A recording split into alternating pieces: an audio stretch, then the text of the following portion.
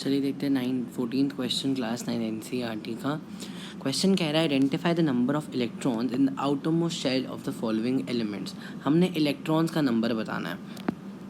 तो क्वेश्चन है 12C6 में बताना है हमने नंबर। तो 12C6 में आपका एटॉमिक नंबर, ये वाला आपके पास एटॉमिक नंबर होता है और ये आपके पास मास नंबर होता है। अगर आपको पता हो तो ये मास है और ये आपके पास एटॉमिक नंबर है।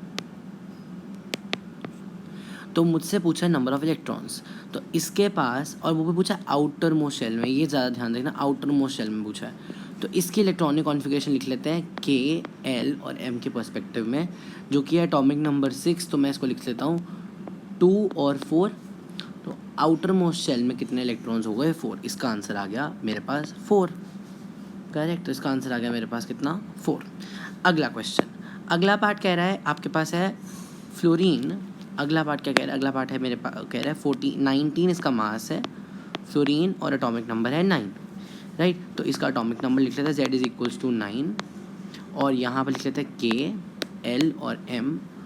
के, एल और एम में वो इसकी वैल्यूज़ फुल कर देते हैं। दैट = 2 पे के में 2 इलेक्ट्रॉन्स आएंगे और बचे हुए इलेक्ट्रॉन सारे एल में चले जाएंगे और एम में तो कोई इलेक्ट्रॉन नहीं जाएगा। तो आपके पास आउटर मोस्ट शेल में कितने इलेक्ट्रॉन्स जाएगा? That is 7।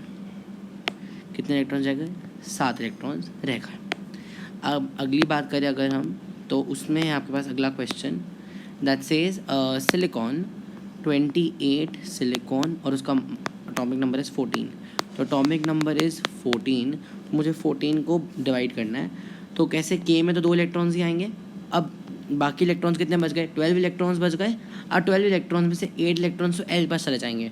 अब कितने बच गए? 4 इलेक्ट्रॉन्स बच गए।